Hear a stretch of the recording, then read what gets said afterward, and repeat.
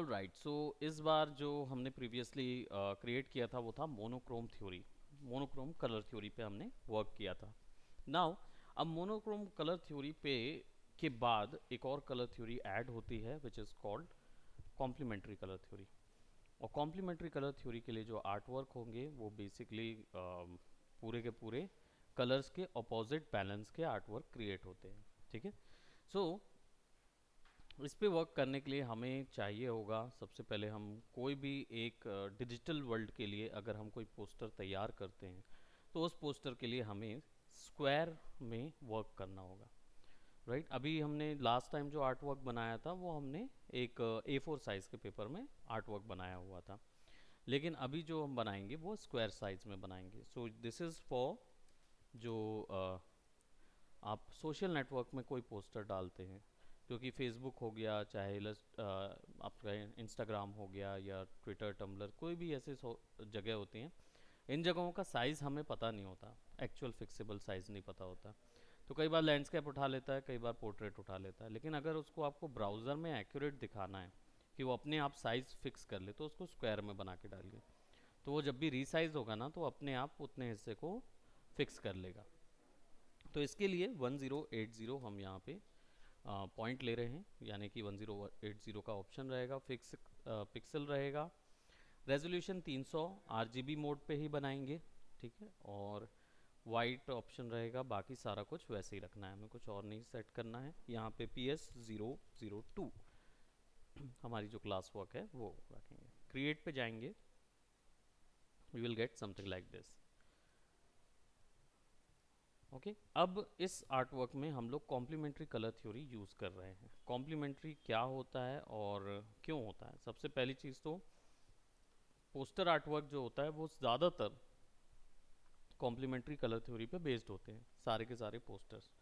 Complementary का मतलब क्या होता है? यानी कि कोई भी एक कलर का अपोजिट कलर जो कि उसको बैलेंस करता है, वो कॉम्प्लीमेंट्री कलर होता है। अब बैलेंस करने का मतलब ये है कि दोनों के बीच में डिफरेंसेस होंगे, लेकिन एक कलर बैलेंसेस दोनों के बीच में बना रहेगा। ठीक है, अब डिफरेंसेस होंगे दैट मीन्स कि एक कलर दूसरे कलर के ऊपर में जब फिक्स होगा या लगेगा तो दोनों अलग अलग नज़र आएंगे, ये चीज़ रहेगा। ठीक है, सो कॉम्प्लीमेंट जो होता है उसका मीनिंग ये होता है। अब रही बात इधर पे हमारे डिजिटल वर्ल्ड में, तो सबसे पहली चीज़ या कलर थ्योरीज में भी अगर बात की जाए तो दो कलर्स होते हैं जो सबसे ज़्यादा एक दूसरे को कॉम्प्लीमेंट करते हैं। टेक्निकली आप अनुमान लगाइए कौन से दो कलर होंगे? हम्म, बोल दिए ना, तो होना ही चाहिए, यहाँ पे हमारे पास है नहीं। Hello class. ओके, सो हाँ, ब्लैक एंड वाइट बिल्कुल करेक्ट। यानी कि एक कलर दूसरे कलर में डिफरेंस है। अब ब्लैक बोर्ड के अंदर छोटा सा भी वाइट स्पॉट लगाइए, दिखेगा। ब्लैक और वाइट बोर्ड के अंदर छोटा सा ब्लैक स्पॉट भी लगाइए, वो भी नज़र आएगा। राइट, ये पूरा कॉम्प्लीमेंट्री आर्ट वर्क होता है। अब पता कैसे करते हैं? सबसे पहले तो हम यहाँ पे चलते हैं कलर व्हील पे। ये मैंने पिछली क्लास में बता चुका हूँ कलर व्हील के बारे में, तो आप लोग का वो क्लास जो है वो ज़रूर देख लीजिएगा, क्योंकि मैंने कुछ और भी टिप्स उसमें दी हुई हैं। राइट, सो कलर व्हील कुछ ऐसा होता है। फोटोशॉप में ये कहाँ पे नज़र आता है? कलर पिकर के अंदर। जब आप यहाँ पे क्लिक करते हैं छोटे से पॉइंट में, आपको ये कलर पिकर मिलता है। ये स्ट्रिप कलर व्हील है। ठीक, ये जो यहाँ पे राउंड दिख रही है यही यहाँ पे आपका स्ट्रिप फॉर्मेट में नज़र आ रहा है। ये शुरुआत जो है वो रेड से रेड पे जाती है। ओके, नाउ अगर आपका बैकग्राउंड येलो है तो इसका कॉम्प्लीमेंट्री कलर क्या होगा? पर्पल। राइट, अगर आप वर्मिलियन कलर में है तो इसका कॉम्प्लीमेंट्री टीएल होगा। ठीक है, अब हमारे लिए तो ये ऑरेंज होता है है ना, और ये ग्रीन हो जाता है। लेकिन क्या है कि ये एक्चुअल ग्रीन है, ये एक्चुअल ग्रीन है और ये एक्चुअल रेड है। तो रेड का एक्चुअल कॉम्प्लीमेंट्री ग्रीन होता है।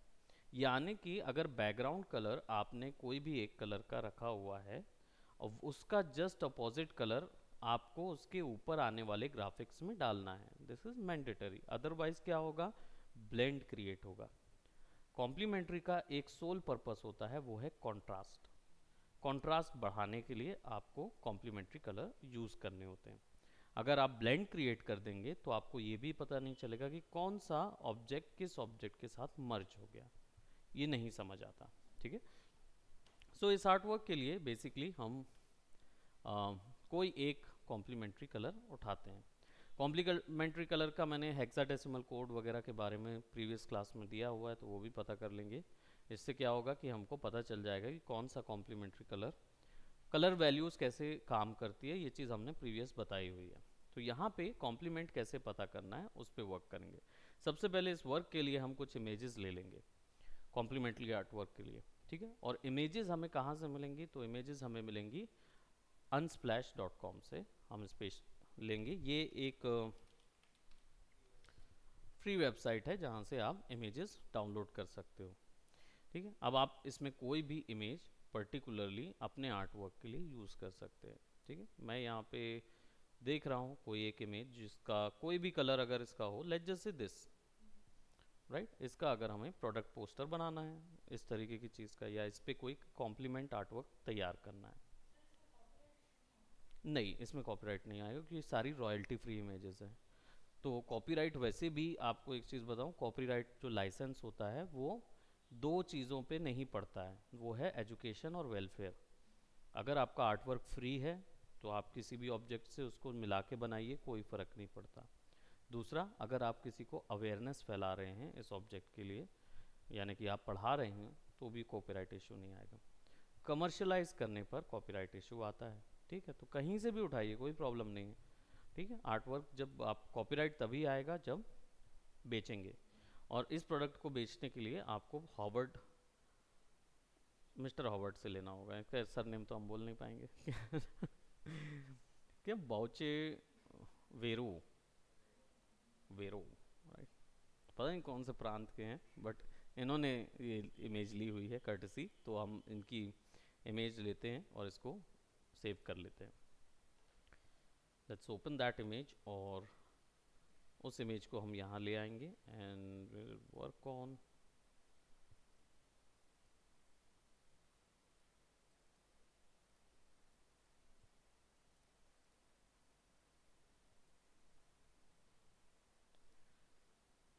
okay, takes about a time.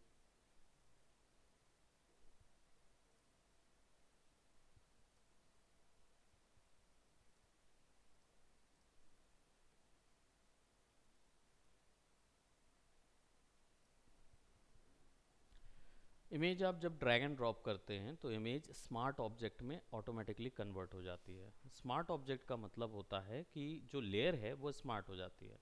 Smart किस तरीके से, जब आप इसको बढ़ाएंगे तो इसका जो साइज़ है वो ब्लर नहीं होगा। अब मैं अगर ऐसे बोलूँ कि ब्लर नहीं होगा तो गलत है।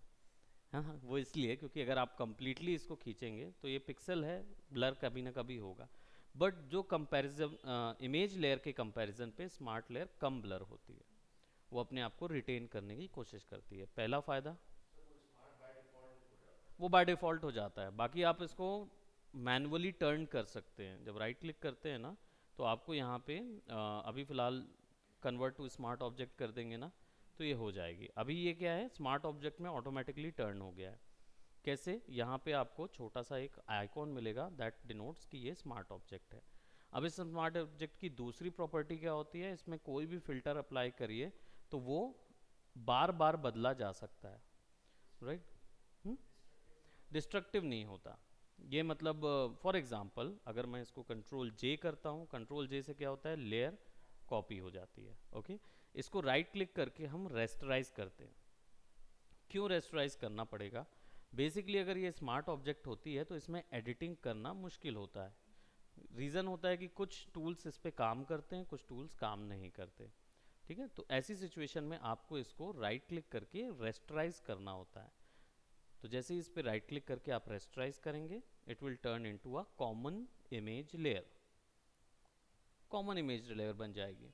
अब इस इमेज लेयर पे आप चेंजेस कर सकते हैं। अभी फ़िलहाल जैसे मैंने इसको केवल सेंटर पे पुट किया। अब सेंटर पता करने के लिए, स्क्वायर का सेंटर पता करने के लिए आपको सिंपली यहाँ पे दो डायगोनल लाइंस ड्रॉ भी करेंगे तो भी आपको सेंटर पता चल जाएगा। देखते हैं उसको कैसे करना है, बट पहले इस डिफरेंस को देखते हैं। यहाँ पे नॉर्मल लेयर है and this is your smart layer.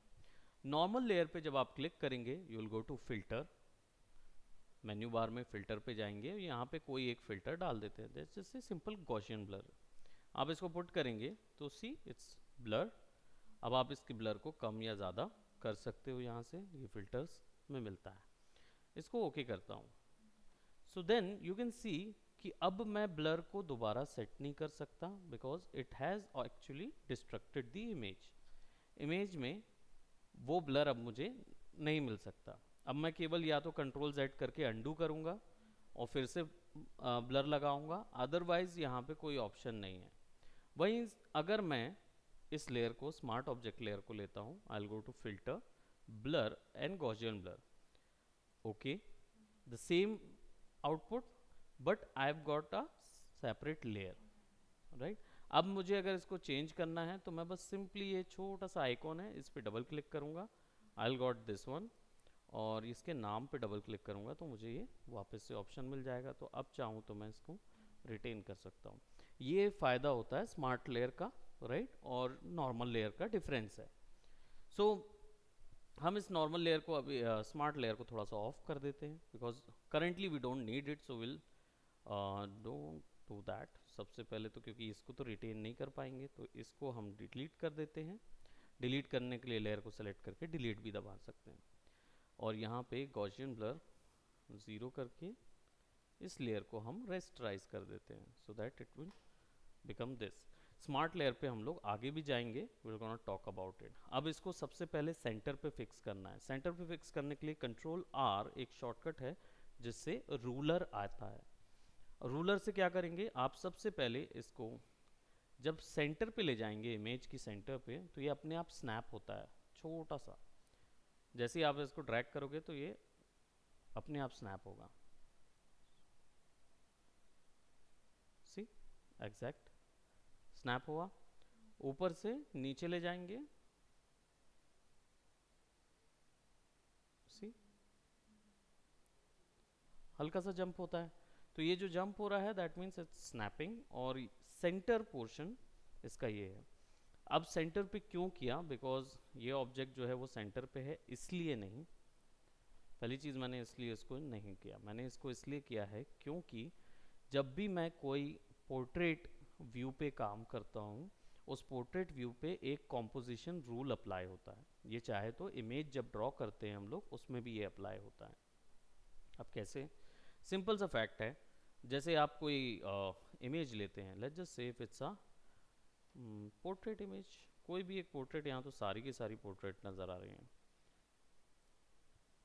But इनमें थोड़ा सा, ओके आप ऐसा करिए, गूगल में जाएं और रूल्स ऑफ थर्ड अप्लाई करिए।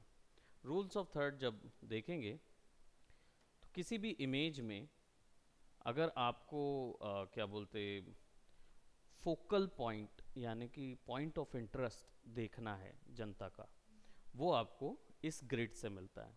अगर आप इमेज को 3x3 के ग्रिड में डिवाइड कर देंगे तो आपको वो पॉइंट मिल जाएगा, ठीक है। अब ये जो 4 पॉइंट आपको मिलते हैं ये पॉइंट ऑफ इंटरेस्ट होते हैं, यानी जनता जो है यहीं पे सबसे पहले देखेगी। तो जनरली जब हम पोर्ट्रेट फोटोग्राफी या कलर कैरेक्टर फोटोग्राफी करते हैं उस दौरान पे हम इन 4 पॉइंट्स पे ही अपने सब्जेक्ट को फोकस करने की कोशिश करते हैं, ठीक है। इससे जनता की रीडेबिलिटी बढ़ जाती है। अब इस सेक्शन पे कैरेक्टर को तो हम इधर नहीं ला सकते, तो इस सेक्शन पे कैरेक्टर की जो खास चीज़ें हैं उनको वहाँ पे फिक्स किया जाता है, जैसे कि उसकी आइज़, उसकी नोज़। आई थिंक आप अगर आप में से कोई डॉग लवर है तो वो इस चीज़ को समझ पाएगा कि वो जनरली डॉग के माउथ और आइज़ जो होती हैं उस पर सबसे ज़्यादा आप छूना पसंद करते हैं। अब ये उन लोगों के लिए ही है बेसिकली जो डॉग लवर है, राइट। नाइदर मी, मैं नहीं हूँ, लेकिन मैं क्या बोलते जानता हूँ कि वो फोटोग्राफ्स जो है वो किस लिए क्रिएट करते हैं। यहाँ पे इंटरेस्ट की चीज़ ही आएगी, इट कुड बी एनीथिंग। सी, अगर आपका कैरेक्टर फोटोग्राफ जो है वो लेफ्ट साइड पे रखना है, उसका मिड शॉट हो रहा है, ये थोड़ा सा सिनेमाटोग्राफी ऐड हो जाता है, मिड शॉट हो रहा है तो उसको लेफ्ट साइड पे रख देते हैं, आइदर राइट साइड में। एक्सट्रीम लॉन्ग शॉट है तो वो इन पॉइंट्स में से किसी एक पॉइंट में आएगा, और क्लोजअप शॉट है तो उसके जो फीचर्स होंगे वो आपको इन पॉइंट्स के अंदर रखने होते हैं। ठीक है, तो ये ग्रिड आपको यहाँ बनाना पड़ता है जब आप पोस्टर्स वगैरह ड्रॉ करते हैं। ऐसे ग्रिड में क्या होता है कि आपने सेंटर पता किया कॉर्नर में, अब ये हॉरिजॉन्टल वर्टिकल लाइंस जो हैं ग्रिड की, इनको यूज़ करने का तरीका ये है कि आप रूलर से इसको खींच सकते हैं, पहली चीज़ तो। दूसरा, ये डिलीट होती हैं जब इनको क्लिक करके आप वापस रूलर पर डाल देते हैं, डिलीट भी हो जाती हैं। तीसरा, ये टॉगल करने के लिए कंट्रोल अपोस्ट्रॉफी साइन होता है, जो कि अपोस्ट्रॉफी एस लगता है तो अपोस्ट्रॉफी साइन लगाएंगे, सॉरी कॉलन, कॉलन लगाएंगे तो ये टॉगल इन और आउट होती है कंट्रोल के साथ। तो हम इसको ऊपर से नीचे यहाँ पे फिक्स करते हैं। मैं यहाँ पे इसका बॉर्डर तय कर रहा हूँ, राइट, तो मैंने इसका बॉर्डर तय कर दिया। अब इस इनसाइड एरिया को 3 भाग में डिवाइड कर दीजिए, राइट। ऑलरेडी ये 2 भाग में वैसे डिवाइडेड है, बट आप इसको 3 इक्वली पॉइंट पे डिवाइड कर दीजिए। ये भी स्नैप होगा, ये भी स्मार्ट गाइडलाइन होती है ना, तो हल्का सा एक दूसरे में स्नैप होता है छोटा छोटा। तो आप इसको भी डिवाइड कर दीजिए, यहाँ से इनको भी इक्वली आधे आधे में डिवाइड कर दीजिए। जब आप जैसे ही ये इसको डिवाइड करेंगे आपको यहाँ पे 4 पॉइंट मिल जाएंगे। ये वही पॉइंट ऑफ इंटरेस्ट हैं जो कि हम वहाँ पे देख रहे थे, रूल्स ऑफ थर्ड कंपोजिशन में इसको बोला जाता है। पोर्ट्रेट के वक्त में इसको यूज़ करते हैं। तो हमारा जो कॉन्सेप्ट है वो इसीलिए मैंने इसको सेंटर में पुट किया। रीज़न ये था कि मुझे अपने प्रोडक्ट को प्लेस करना है। कंट्रोल टी ये आपके इमेज के चारों ओर एक गिज्मो बना देता है। ये गिज्मो 3 प्रॉपर्टीज़ देता है, कौन कौन सी? Move, scale and rotate. यानी कि अगर आप इसको बनाते हैं, कंट्रोल टी करते हैं, तो इमेज को आप मूव कर सकते हैं क्लिक करके, स्केल कर सकते हैं। स्केल की वही चीज़ें जो हमने प्रीवियसली सीखी थी, uniform scale, non uniform and centre scale, previous class में हुआ है, राइट, तो उसको देखेंगे। तो ये जो स्केल है वो भी वैसे ही काम करेगा, शिफ्ट के साथ दबाओगे आप तो नॉन यूनिफॉर्म हो रहा है, नॉर्मल ऐसे ही बिना कुछ दबाए आप स्केल करोगे तो यूनिफॉर्म हो रहा है, और ऑल्ट के साथ अगर करोगे तो सेंटर यूनिफॉर्म होगा, राइट। ये तीनों हैं और इनके भी आपस में मिक्सचर दिए हुए हैं। ओके, सो नाउ हमने क्या किया, उसको इतना स्केल कर दिया कि हमारा सेंटर पॉइंट पे आ जाए। अब एक चीज़ और बता दूं, जब हम ये बनाते हैं डब्बा तो 1 2 3 4 ये तो पॉइंट आपके हो जाते हैं, क्या चीज़? Point of interest.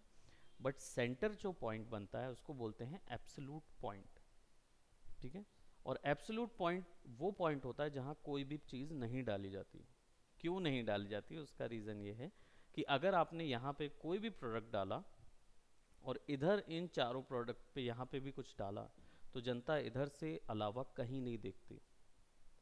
तो जनरली ऐसे पोस्टर्स जिसमें सिंगल प्रोडक्ट है, इसमें प्रोडक्ट को सेंटर इसलिए रखा जाता है क्योंकि जनता इसके अलावा कहीं और देखेगी ही नहीं। याद रखें, एक सबसे बड़ा कॉन्सेप्ट है, कोई भी पोस्टर या कोई भी आर्ट वर्क, चाहे वो इमेज हो, अनलेस आप एग्जीबिशन में उसको दिखा रहे हैं, राइट, एग्जीबिशन के अलावा अगर आप कहीं और उसको दिखाते हैं तो कोई भी व्यक्ति उसको हार्डली 30 सेकेंड से 35 सेकेंड का उसका व्यूअरशिप टाइम होता है, उसके ऊपर तो कोई देखता ही नहीं है। या फिर वो एग्जीबिशन में होगा जहाँ घंटों लोग उसको रीड करने बैठे रहेंगे, और या फिर आप उसका कोई गेन है तब वो उस चीज़ को रीड कर रहा है, राइट। अदरवाइज अगर आप इसको पोस्टर्स को या इमेजेस को कहीं पे आप अगर एज अ फॉर्मेट में लगाते हैं जहाँ पब्लिक शोकेसिंग होती है, जनता जो है वो आपको हार्डली 30 सेकेंड देगी देखने के लिए, 30 से 35 सेकेंड। तो ऐसे सिचुएशन में आपको ये की पॉइंट काम आते हैं कि जहाँ पे अगर आपका कैरेक्टर फोकस होगा तो जनता उसी चीज़ को देख के आगे निकल जाएगी। So if I put a shoe right over here तो जनता का ध्यान केवल शू में जाएगा सबसे पहले, तो व्यूअरशिप टाइम बढ़ जाता है। अगर शू बहुत सुंदर है तो आप सेंटर पे डालिए और फिर बाकी चीज़ें इधर डालिए। रीज़न से क्यों है इसका? क्योंकि अगर शू बहुत सुंदर है और शू की ही दुकान पे लगा हुआ है तो डेफिनेटली वो बिक जाएगा, है ना। तो बिकने के लिए फिर यहाँ पे लगाना पड़ेगा कि शू है और फॉर सेल और समथिंग जो भी आप उसमें देना चाह रहे हैं, अंडर 399, 399 के तो जूते मिलते नहीं हैं 3,999 के शू मिलते हैं आजकल मेट्रो वगैरह के। सो हम इसको यहाँ पे सेंटर पे फिक्स कर रहे हैं, दैट्स वाई हमारी इमेज की प्लेसमेंट वहाँ पे आएगी, ठीक है। अब इसके बाद कंट्रोल सेमी कॉलन, तो हमारा ये सेक्शन हो गया। अब एक चीज़ और, अगर प्रोडक्ट जो है वो प्रिंटेबल है तो इस पे ब्लीड लाइन बनानी पड़ती है। ब्लीड लाइन क्या होती है, प्रोडक्ट के चारों ओर एक बॉर्डर बनना चाहिए, ठीक है। क्योंकि क्या होता है जब इसकी प्रिंटिंग होती है तो प्रिंट करते समय प्रोडक्ट जो होता है वो शीट में निकलता है, लंबी लंबी शीट्स में निकलता है।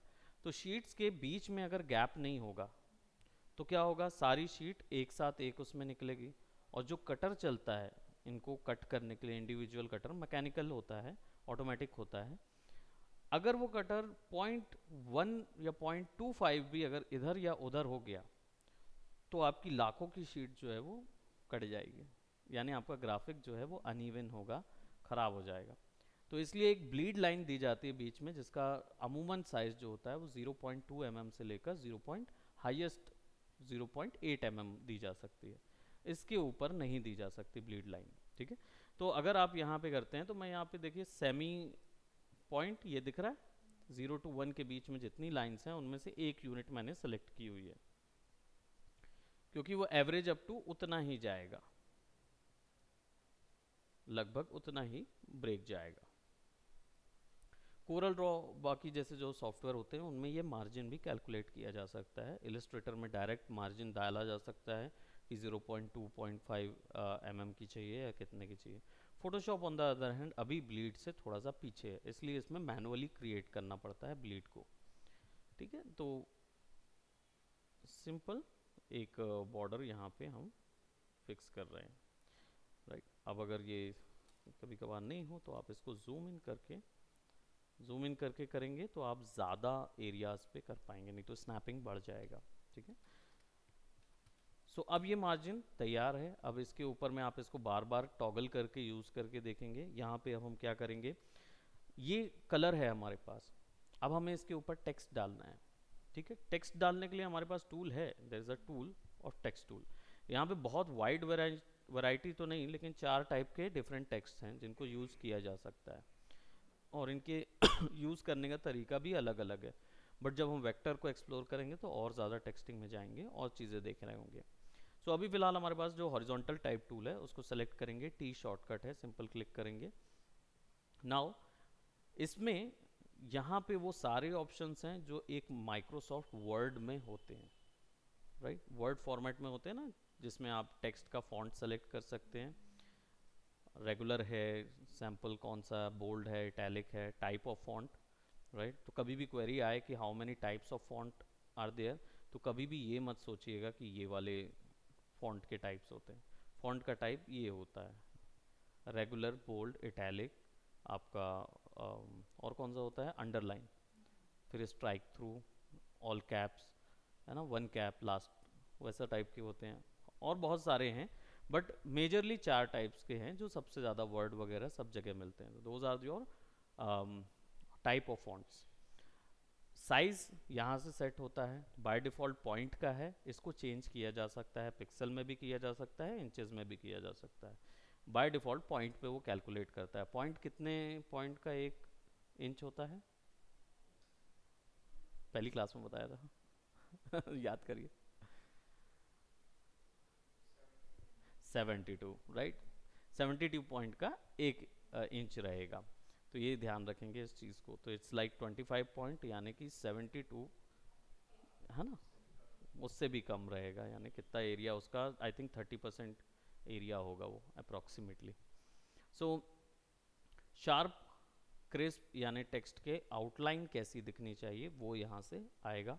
क्रिस्प रहेगी, स्ट्रॉन्ग रहेगी, स्मूथ रहेगी, है ना। विंडोज़ एलसीडी और विंडोज़ ये जो है ये एक्चुअली में आपके स्क्रीन के लिए दिया हुआ है कि आप अगर एलसीडी में इसको शो करा रहे हैं तो। लिक्विड क्रिस्टलाइन डिस्प्ले अब बंद हो गए हैं, आई थिंक आप में से हार्डली कोई यूज़ करता होगा एलसीडी। सबके सब या तो TFT यूज़ कर रहे होंगे या LED यूज़ कर रहे होंगे। ये टेक्नोलॉजी चेंज हो चुकी है नॉर्मली, अब नहीं रही, लेकिन अगर कहीं ऐसा कोई एक्सेप्शनल केस आता है जिसमें आप LCD में दिखा रहे हैं, you can use it. Probably आपका जो ये दिखता है ना दीवारों पे जो बड़े बड़े LCD रहते हैं वो, तो LCD और LED में अंतर क्या है कुछ?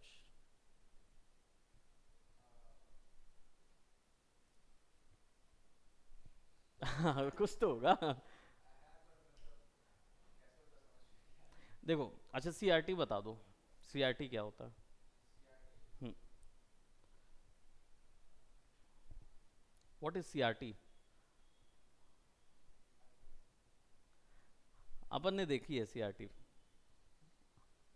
आपने और मैंने देखी होगी, इनके समय में तो CRT बंद हो गए थे। हाँ, नो आइडिया। टेलीविजन डब्बा, वो CRT था, उसका फुल फॉर्म है कैथोड रे ट्यूब। वो उसका साइज इसलिए इतना बड़ा होता था डब्बे जैसा कि पीछे में एक पिक्चर ट्यूब डली होती थी लंबी साइज की। उसमें क्या होता था, एक छोटा सा प्रिज्म रहता था जिसके थ्रू लाइट्स डिस्प्ले होती थी, लाइट फोकस फेंका जाता था, तो इसलिए वो इतना बड़ा होता था। Right. Cathode ray tube CRT, ठीक है। हाँ तो CR सब एग्जैक्टली exactly। अब उस समय जो CRT मॉनिटर्स थे वो धीरे धीरे एवॉल्व हुए, क्योंकि CRT में क्या होता था, ज़्यादा पिक्सल रेंज नहीं मिलती थी, रेजोल्यूशन ज़्यादा नहीं मिलता, तो उसको उन्होंने क्या किया, चेंज करके LCD लेके आए। LCD में आपका क्या आया, liquid crystalline display. That means अब पिगमेंट डलने लगा, स्क्रीन दोनों दो स्क्रीन होती थी, उसके बीच में पिगमेंट होता था। पिगमेंट क्या किया, लिक्विड पिगमेंट होता था, वो पिगमेंट आपको ज़्यादा पिक्सल्स डिस्प्ले करने में मदद करने लगा। पहले केवल लाइट मार रहे थे इसलिए ट्रू कलर दिख रहे थे लेकिन पिक्सल्स कम थे। अब लिक्विड के ऊपर में लाइट पड़ रही है तो आपको ज़्यादा पिक्सल्स डेंसिटी मिल रही है, ज़्यादा क्लियर इमेज नज़र आ रही है। फिर उसके बाद आपके ये आ गया है ना LEDs, जिसमें क्या होने लगा, गैस डलने लगी। तो अब आप गैसियस फॉर्म में देखते, प्लाज्मा प्लाज्मा गैस होती है, पूरा भरी रहती है वो। तो अब गैस के ऊपर में पिक्सल्स दिखते हैं तो डेंसिटी बहुत ज़्यादा बढ़ जाती है, ऐसे क्लैरिटी बढ़ती गई, ये टेक्नोलॉजीज बढ़ती गई। तो अभी हम लोग जो यूज़ कर रहे हैं वो LED और TFT यूज़ करते हैं। TFT और LEDs चलते हैं, TFT कम चलता है, LEDs ज़्यादा चलते हैं। ओके, सो अब इसके ऊपर में टेक्स्ट हमें पुट करना है, ये हमने जनरली इसलिए बताया क्योंकि विंडोज़ LCDs वगैरह ऑप्शन यहाँ आया था, ठीक है। सो अब अगर मुझे यहाँ पे कुछ पुट करना है, यहाँ पे फॉन्ट का कलर वगैरह आएगा। यहाँ पे एक ऑप्शन और आता है जिसमें आप पैराग्राफ की पूरी सेटिंग्स मिलती है, जो कि एक जनरली माइक्रोसॉफ्ट के जो भी ऑफिस सॉफ्टवेयर होते हैं उनमें ये मिल ही जाता है पैराग्राफ, राइट। सो इसको हम ऑफ कर देते हैं, ये यहाँ पे हमारे पास ऑलरेडी अवेलेबल है। इसको थोड़ा सा बंद कर देता हूँ मैं, ठीक है। अब टेक्स्ट को इम्प्लाई करने के लिए या अप्लाई करने के लिए आप सिंपली एक क्लिक करिए और टेक्स्ट जो है वो वहाँ पे आने लगेगा। नाउ सिचुएशन ये है कि ये ऐसा इसलिए नज़र आ रहा है बिकॉज जो मैंने सेलेक्ट किया हुआ है वो कलर इस पीछे बैकग्राउंड के कलर के ऊपर ब्लेंड हो रहा है। ये हाईलाइट है, अगर मैं इसको ऑफ कर दूं, now it will black, right. तो वो क्या करता है, ये हाईलाइट का AI है। आ जाइए।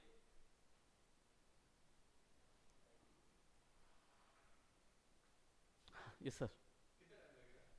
सर 20 मिनट्स हैं, 15 to 20 मिनट्स मोर हैं सर। किस चीज़ के लिए तो? Okay, just give me guys 5 more minutes, I will come. जब तक आप लोग कॉम्प्लीमेंट्री के बारे में डिस्कशन करेंगे मैं आ रहा हूँ।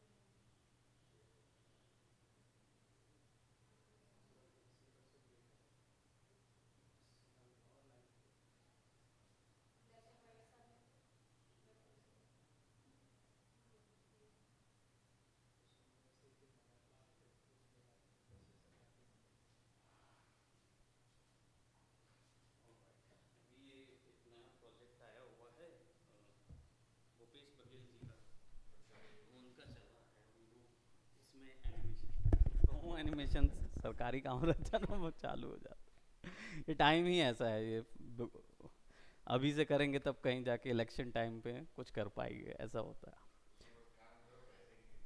छोड़ दो वो वाला अभी ये वाला क्या है पर्सनल निकाल रहे हैं पैसा अपनी जेब से देना पड़ रहा है इसलिए थोड़ा सा डिले होता है सरकारी होता तो कोई दिक्कत ही नहीं रहती। ओके सो यहाँ पे बेसिकली मैंने जो डबल क्लिक किया था वो इसलिए क्योंकि ये बाय डिफ़ॉल्ट इसके पीछे वाला कॉम्प्लीमेंट कर लेता है इसके कारण से दिक्कत होती है। अब ये लोरम इप्सम कुछ लिख के आता है that means it's a garbage text वो बोलता है वो लिखा ही वो स्पेनिश लैंग्वेज में लिखा हुआ है राइट।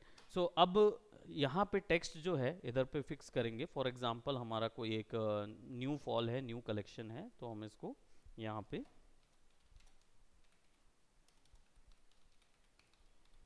कुछ भी हम एक टाइप कर रहे हैं राइट। नाउ हमें टेक्स्ट जो है अभी फिलहाल ब्लेंड में नज़र आ रहा है। रीज़न क्या है यहाँ पे क्लिक करेंगे और इधर क्लिक करेंगे अभी बाय डिफ़ॉल्ट कौन सा कलर सेलेक्टेड है टेक्स्ट का कलर सेलेक्टेड टेक्स्ट के कलर में क्या कौन से कलर का डोमिनेंस है ये आर है जी है और बी है रेड ग्रीन ब्लू कौन से कलर का डोमिनेंट है रेड राइट 249 रेड है बाकी सब 50-50% ऑलमोस्ट नज़र आ रहे हैं that means it's a red dominant. और जब मैं इधर क्लिक करता हूं तो इधर पे कौन सा कलर डोमिनेंट है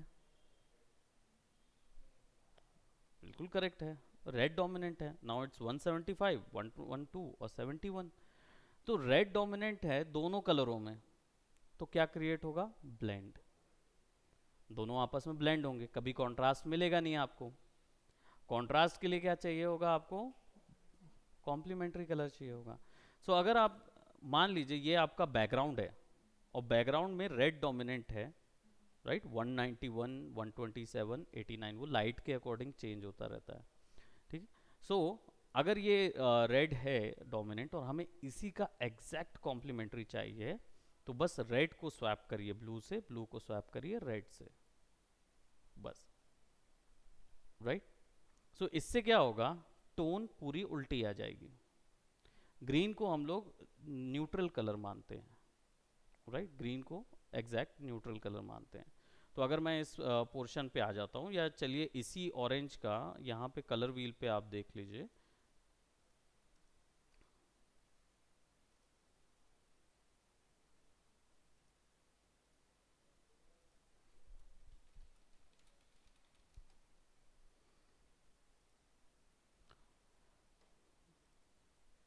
ऑलमोस्ट ये वाले कलर होंगे है।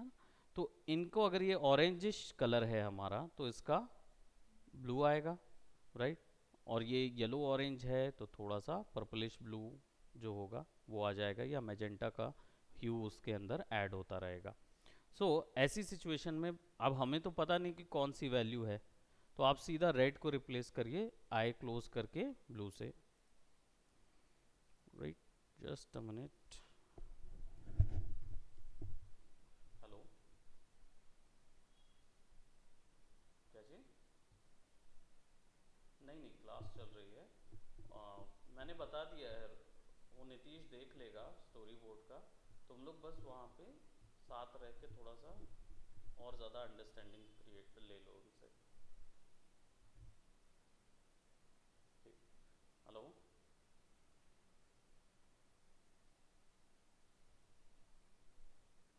मैं समझ गया तुम बस क्या बोलते नीतीश के साथ बैठो वो देख लेगा बात करने दो ना उनसे।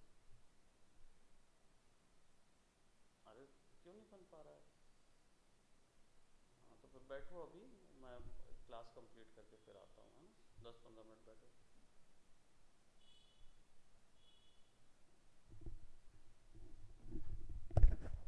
ऑल राइट सो हम क्या करेंगे सीधा 175 को स्वैप कर देंगे इधर तो 68 यहाँ पे डाल देंगे और यहाँ पे 173 डाल देंगे तो हमको एक्यूरेटली कॉन्ट्रास्ट कलर मिल जाएगा राइट ओके करेंगे।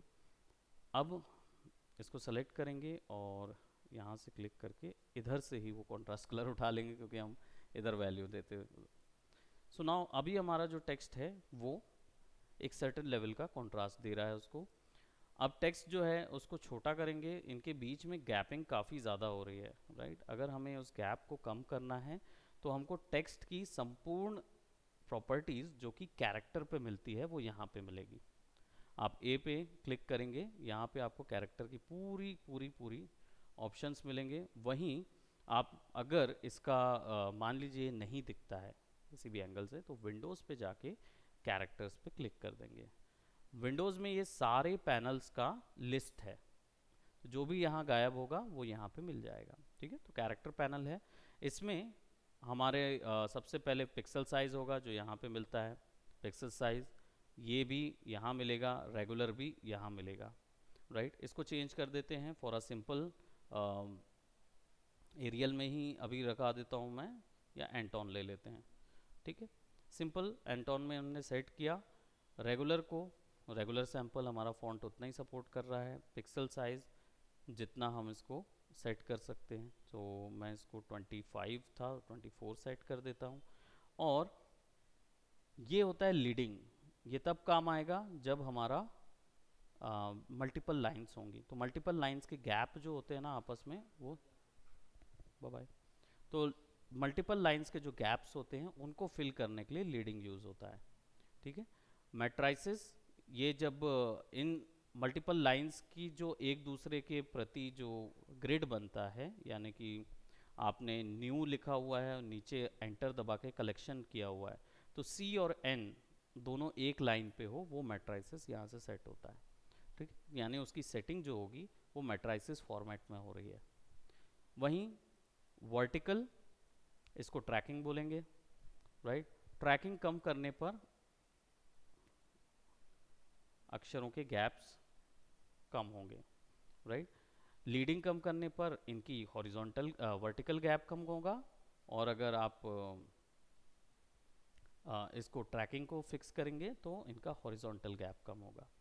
यहाँ पे एक और टेक्स्ट, टेक्स्ट का भी वर्टिकल और हॉरिजॉन्टल अलाइनमेंट है। अगर आप इसको वर्टिकली स्केल करेंगे तो टेक्स्ट का साइज़ बढ़ जाएगा, राइट। इसको बाय डिफ़ॉल्ट 100 कर देते हैं, और अगर इसको आप हॉरिजॉन्टली स्केल करेंगे तो ये लेफ़्ट टू राइट बढ़ जाएगा, ठीक है। तो इसको हम 100 कर देते हैं, दैट्स नाइस। अब ये वाली सेटिंग्स पे थोड़ा सा आगे में डिस्कस करेंगे, अभी फ़िलहाल इसको यहाँ पे फिक्स कर देते हैं। तो हमारा ये जो कलेक्शन है वो इस इमेज के ऊपर अच्छा कॉन्ट्रास्ट प्रोवाइड करेगा। कंट्रोल करके इसको सेट करेंगे, और टेक्स्ट जो होगा वो हम यहाँ पे भी पुट कर सकते हैं, राइट, क्योंकि हम चाहते हैं हमारे इस प्रोडक्ट के बाद अगर कोई रीड करता है तो वो इसको रीड करे। New collection, right. और यहाँ पे मैं दो टेक्स्ट और फिक्स करूँगा। एक टेक्स्ट मैं फिक्स करूँगा इस पॉइंट ऑफ अट्रैक्शन पे, तो यहाँ पे मैं सिंपली इधर पे भी क्लिक कर सकता हूँ, I will get something like that, और इसमें फॉर सेल डाल देते हैं। अब सब एक चीज़, एक प्रो टिप है कि किसी भी कलर का अगर आपको ब्लेंड या कॉन्ट्रास्ट नहीं मिलता है तो एक चीज़ ध्यान रखिए, सबसे अच्छा कॉन्ट्रास्ट कौन देता है, ब्लैक या वाइट। ब्लैक या वाइट दोनों में से कोई भी एक, ठीक है। तो आप अगर वाइट दे देंगे, क्योंकि मैंने बताया ना 100% ब्लैक और 100% वाइट पे असर नहीं होता कभी भी ब्लेंडिंग का। तो अगर आप 100% वाइट रखोगे तो भी आपको पूरा कॉन्ट्रास्ट मिलेगा, 100% ब्लैक रखिए तो भी कॉन्ट्रास्ट मिलेगा। तो यहाँ पे हमने एक फॉर सेल कर दिया, राइट। अब अगर हमें हॉरिजॉन्टल कुछ पुट करना है टेक्स्ट को, जैसे न्यू लुक या कोई एक स्पोर्ट्स कलेक्शन है, राइट, कोई भी एक ऐसा टर्म यहाँ पे ऐड करना है। लिखने का जो टर्मिनोलॉजी होती है वो भी मायने रखती है, कंटेंट कौन सा उसके अंदर पुट कर रहे हैं। हालांकि जब हम आगे, ये तो कॉम्प्लीमेंट्री का सिंपल थ्योरी है, जब हम आगे जाएंगे और आगे हम एक्चुअल पोस्टर वर्क में जाएंगे तो then will definitely learn how to write all those contents as well, कि उसके अंदर कंटेंट्स को कैसे प्रिडिक्ट करते हैं, पता कैसे करते हैं, और क्या क्या चीज़ें डाली जा सकती हैं पोस्टर के अंदर, अमूमन जो चीज़ें डलती हैं। अभी जैसे ये जो सेक्शन है ये सोशल मीडिया नेटवर्क का है, इसमें क्या होता है, जनता के पास ज़्यादा व्यूअरशिप टाइम नहीं होता, वो 5 से 8 सेकंड बहुत हो जाता है, उससे ज़्यादा तो वो देखते भी नहीं है, राइट, क्योंकि ख़रीदना तो कुछ होता नहीं। तो यहाँ पे ऐसी सिचुएशन में हम क्या करते हैं कि केवल सिंपल टेक्स्ट जो कि फटाफट रीड हो जाए और अच्छे कॉन्ट्रास्ट में उसको क्रिएट करें, हाई कॉन्ट्रास्ट में वर्क। तो सिंपल एक बेस, प्रोडक्ट और उसका पर्पस कि why am I showing you this, ये वाला पोर्शन, राइट। अब ये फोर सेल दे दिया हमने। यहाँ पे हमने एक अगर एक्स्ट्रा आपको लगता है कि आप इसको एडिडास की साइट पे आप क्रैक कर चुके हैं और एडिडास की इंस्टाग्राम पे आप शेयर कर रहे हैं, तो ऐसी सिचुएशन में क्या होता है, एडिडास में डाल रहे हैं या नाइकी में डाल रहे हैं या किसी भी ऐसे ब्रांड में जिसका वो प्रोडक्ट ही है, जनता डेफिनेटली उसको देखेगी। और क्योंकि उसमें से कई ऐसे लोग होंगे जो बहुत ऑब्सेस्ड होंगे उस चीज़ को लेके, तो वो लोग जो हैं वो पूरा रीड करेंगे उस चीज़ को, तब आपके ये बाकी के कलेक्शंस और ये सब काम आएगा। तो ये आपका नॉर्मल 5 सेकंड से 8 सेकंड के व्यूवरशिप टाइम के लिए, और बाकी जो डिटेल्स हैं वो आपके 30 सेकंड्स के व्यूवरशिप टाइम के लिए, ठीक है। तो अब इसके ऊपर में अगर मुझे हॉरिजॉन्टल कोई टेक्स्ट डालना है, so I will go for, sorry, vertical डालने के लिए वर्टिकल टाइप टूल, और इसको आप क्लिक कर देंगे। और ये स्नैपी भी होता है ना, तो कोई भी चीज़ आप इसके ऊपर रखते हैं और ड्रैग करते हैं ना, वो बिल्कुल एग्जैक्टली उसी के ऊपर आ जाता है। तो ऐसा ये मैग्नेटिक प्रॉपर्टीज़ भी होल्ड करता है, तो आप काम कर सकते हैं इसके। तो राइट, स्पोर्ट्स करके मैंने ऐड कर दिया, और इस पूरे को सेलेक्ट कर लेते हैं, and then simple leading line कम करेंगे, पर लीडिंग लाइन नहीं, ये भी वर्टिकल ही काउंट होगा, राइट। और फोर सेल का जो सेक्शन है, प्रॉबेबली मैं इसको बिल्कुल Z जो है वो E की लाइन पे ही रखूँगा, राइट। तो उसको फिक्स करने के लिए I think I should go for 35, और थोड़ा बढ़ा देते हैं, 40 कर देते हैं, सॉरी, ओके, इसको 85 तो इसको 75 करना होगा, -75, राइट। 80 करना पड़ेगा क्या, -80, ओके। तो लाइक इट्स 70 ना, -70 पिक्सल वाइज चलेगा वो, तो -65, तो वो और नीचे आ रहा है, तो इट्स -60, और थोड़ा सा नीचे बढ़ा देता हूँ, या -40 अप्रॉक्स में वो E और Z मिक्स हो गया है। बस अंतर ये है कि मैं इसको क्या करूँगा, ब्लैक कर दूंगा पूरा, राइट। अब कंट्रोल T से भी ये कंट्रोल होता है, तो शिफ्ट दबा के अगर आप इसको कंट्रोल T करेंगे तो आप वर्टिकल ट्रैकिंग ही कर रहे होंगे। कंट्रोल इसको रिमूव कर दीजिए, और I think it's almost there.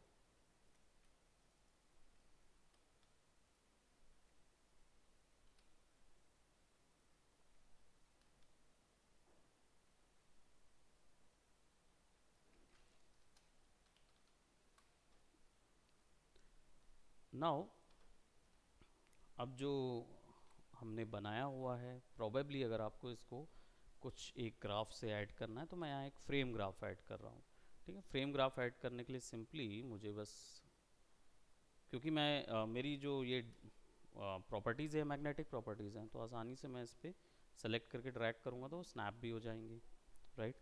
अब मैंने सिलेक्शन स्नैप कर लिया, लेकिन अगर मैं इसको रिमूव करता हूँ तो आप देखो कि मेरे टेक्स्ट कट जाएंगे, और मैं चाह रहा हूँ कि ये टेक्स्ट इसके अंदर आ जाए, राइट, उसके अंदर फिक्स हो। तो मुझे कम से कम 5 से 10 पिक्सल का गैप चाहिए होगा यहाँ से यहाँ तक, तब वो इधर पे गैप मिलेगा और इधर पे गैप मिलेगा 10 पिक्सल का। तो वो गैप कहाँ से आएगा, सेलेक्ट से। सिलेक्शन से रिलेटेड जितनी भी मॉडिफिकेशंस हैं वो सेलेक्ट में मिलेंगी। आप सेलेक्ट पे क्लिक कीजिए और यहाँ पे मॉडिफाई पे जाइए, और यहाँ पे मॉडिफाई पे एक्सपैंड, राइट, एक्सपैंड करेंगे बाय 8 पिक्सल्स एक्सपेंशन, तो आपको थोड़ा और एक्सपेंशन मिलेगा। देन गो फॉर सेलेक्ट में जाके एक्सपैंड कीजिए, इट विल अगेन 8 पिक्सल फिर ऐड हो जाएगा। Now you got it, right.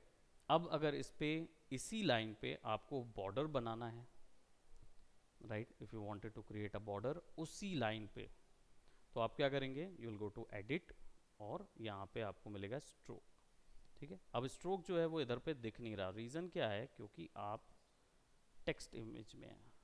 Text image जो है वो कुछ इस तरीके की नज़र आती है, जैसा टेक्स्ट लेयर, राइट। सो आपको इमेज के ऊपर रेस्टराइज इमेज ग्राफिक बना रहे हैं ना, तो आपको फिर यहाँ पे एक क्लिक करना पड़ेगा, then go to edit, then you will get a stroke. अब यहाँ पे स्ट्रोक कैसा चाहिए, तो मुझे कम से कम स्ट्रोक चाहिए होगा 8 पिक्सल का या 10 पिक्सल का। मैं करीब इसको ना फ्रेम साइज बनाएंगे तो 25 आ जाएगा, 25 पिक्सल का, तो इसको मैं करीब 15 पिक्सल का रखता हूँ। और कौन से कलर्स मैं इसमें डाल सकता हूँ, जैसे यहाँ पे मैंने क्लिक किया तो रेड डोमिनेंट है, ग्रीन डोमिनेंट है, 84 है। अब एक और थ्योरी होती है कॉम्प्लीमेंट्री के अंदर, एक सब कैटेगरी होती है जिसको बोलते हैं सब कॉम्प्लीमेंट्री कलर। सब कॉम्प्लीमेंट्री कलर क्या होते हैं, अगर हमारा ऑरेंज है लेट जैसे, तो इसका एग्जैक्ट 100% कॉम्प्लीमेंट्री कलर क्या होगा, ब्लू, ठीक है। और इसके जो सब कॉम्प्लीमेंट्री कलर होंगे वो होंगे आपके ये और ये, ठीक है। आइदर ये थोड़ा सा मेजेंटिश ब्लू होगा, यानी आप ब्लू की वैल्यू थोड़ी सी बढ़ा देंगे और ग्रीन की वैल्यू थोड़ी सी कम कर देंगे, वो होगा। यहाँ पे क्या होगा, ग्रीन की वैल्यू थोड़ी बढ़ा देंगे, ब्लू की वैल्यू थोड़ी सी कम कर देंगे, दैट्स इट। सो ऐसी सिचुएशन में पर एक चीज़ ध्यान रखें, डोमिनेंस की बात हो रही है, यानी यहाँ से आप इधर आओगे तो रेड की वैल्यू अपोजिट होगी, राइट, रेड की वैल्यू अपोजिट होगी, और फिर उसमें ब्लू और ग्रीन का आप बैलेंस क्रिएट करोगे। सो यहाँ पे क्या करेंगे, जैसे दिस केस हमारी सबसे पहले तो 84 हो जाएगा ये, और ये 188 होगा, राइट। अब इसमें स्प्लिट कॉम्प्लीमेंट्री अगर हमको बनाना है, यानी सब कॉम्प्लीमेंट्री बनाना है, सब कॉम्प्लीमेंट्री के लिए हमको अगर ब्लू को हम बढ़ाएं तो 20 पिक्सल बढ़ा देते हैं, दैट मीन्स 200, 208 हो जाएगा, ब्लूइश ज़्यादा बढ़ जाएगा, राइट। अगर मैं रेड की वैल्यू थोड़ी बढ़ा दूं, दैट मीन्स 100 कर दूं, तो मैं मैजेंटिश ब्लू की ओर जाता रहूँगा। इसकी डार्कनेस मैं कंट्रोल कर सकता हूँ यहाँ से, राइट। सो अगर मैं यहाँ पे इसको 50 कर दूँ तो I will get something like this. तो ये घूमता रहता है ऐसे स्क्वायर शेप में। सो इसके लिए क्या करेंगे, ओके करेंगे, वी हैव 15 पिक्सल। ये लोकेशन यानी कि स्ट्रोक कहाँ बनाना है, अंदर साइड बनाना है, बाहर साइड बनाना है, या ऑन दिस लाइन।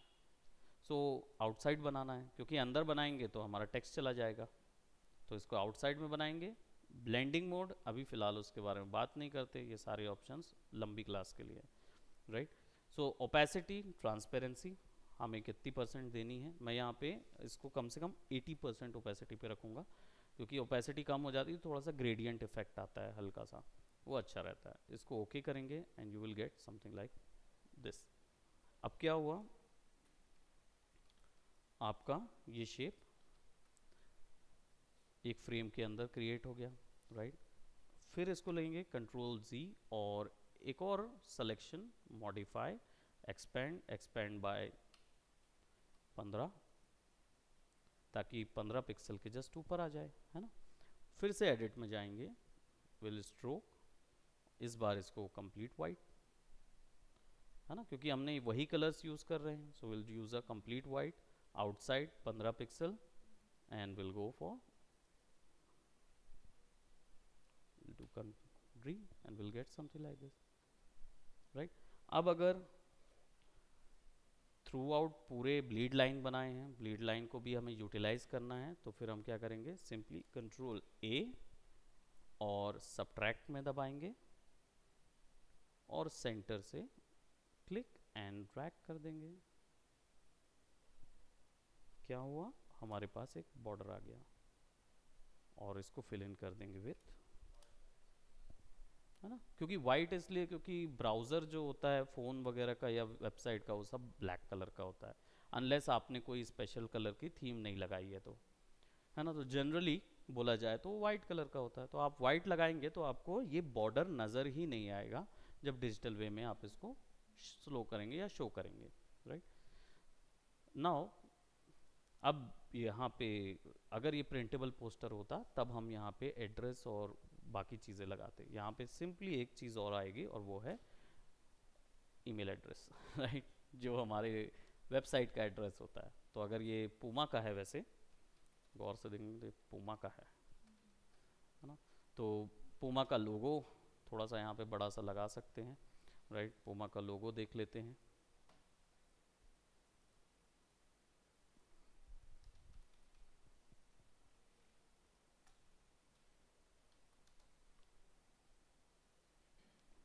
राइट, सो कोई भी एक पूमा का लोगो, प्रोबेबली ये वाला,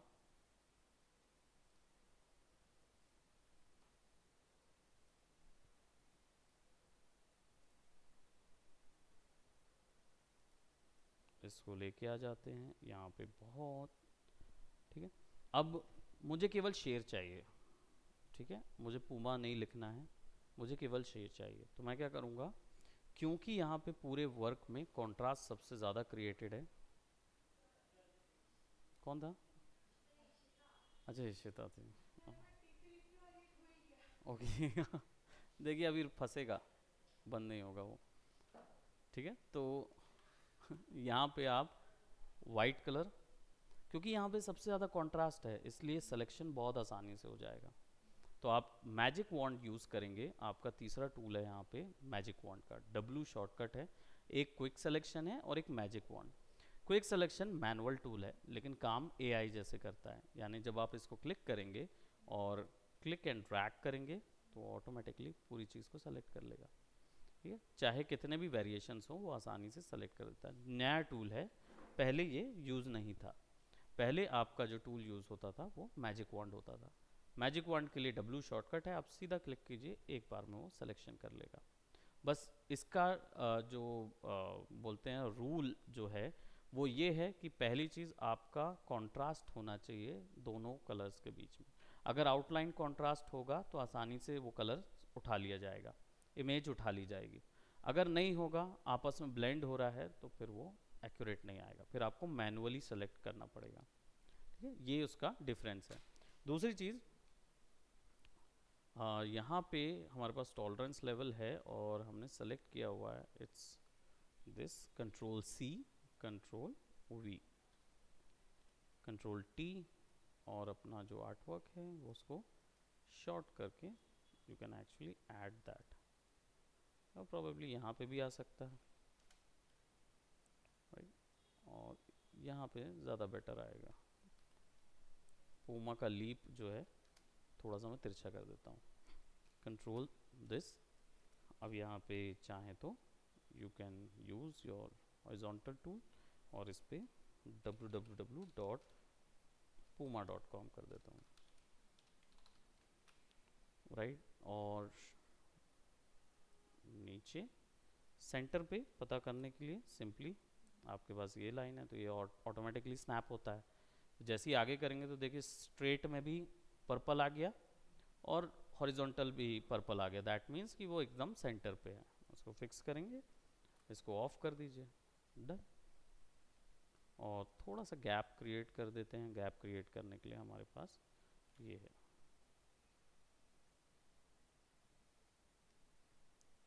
विजिबिलिटी बढ़ जाए उसकी, right. Select that, select this, ठीक है। So normal complementary art work में आप ये वाला यूज करेंगे।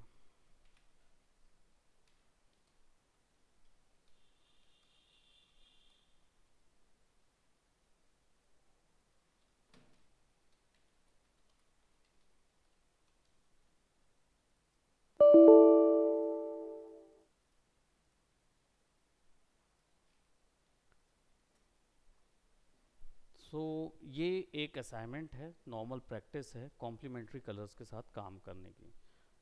थोड़ा बहुत इसमें हमने रूलर्स एंड गाइड्स यूज़ किए हुए हैं और प्लस उसके साथ साथ हमने इसमें एक दो स्पेशल फीचर जैसे कि हमारा कंट्रोल आपका एडिट वाला जो पोर्शन है जिसमें स्ट्रोक लाइंस वगैरह क्रिएट होती हैं उनको यूज़ किया हुआ है।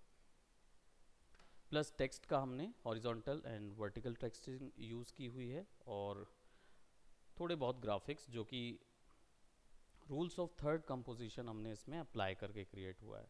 ऐसे और भी कंपोजिशन रूल्स होते हैं, ठीक है, जो कि बैलेंसिंग और आर्ट वर्क के बोलना चाहिए पॉइंट ऑफ इंटरेस्ट को तय करते हैं। अभी इस सिचुएशन में जनता का ध्यान हम जिस जगह ले जाना चाहते हैं उसको हम इन पॉइंट्स के तहत फिक्स करेंगे, right. So that will be the assignment. और हमारा जो प्रीवियस एक और असाइनमेंट था वो आई थिंक यहाँ पे दिख नहीं रहा है जी, इसमें नहीं दिख रहा है। तो हमने उसको सेव कहाँ किया हुआ था?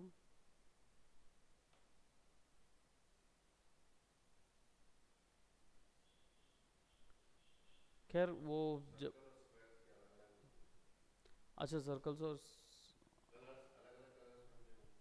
हमने कलर थ्योरी तो किए थी। कौन सा वाला? अच्छा वो 19th का था। 19th का इसमें दिखाएगा नहीं वो आर्ट वर्क, क्योंकि वो आर्ट वर्क जो है वो उधर से पीछे हट गया है। सो आई हैव टू सी कि हमने कौन से फोल्डर पे उसको बनाया हुआ था, और या प्रॉबेबली उसको सेव नहीं किया होगा। मोनोक्रोम आर्ट वर्क था वो हमारा, है ना? तो देखता हूँ उसको फाइल में रिसेंट में होगा क्या।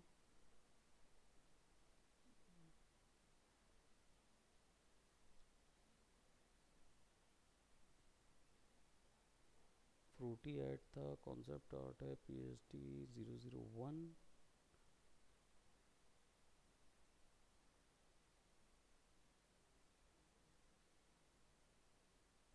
No I guess, I think वो इसमें भी सेव नहीं है। चलिए खैर देखते हैं, बाकी आप लोग वीडियो देखेंगे तो डेफिनेटली आपको पता चल जाएगा वो उसमें।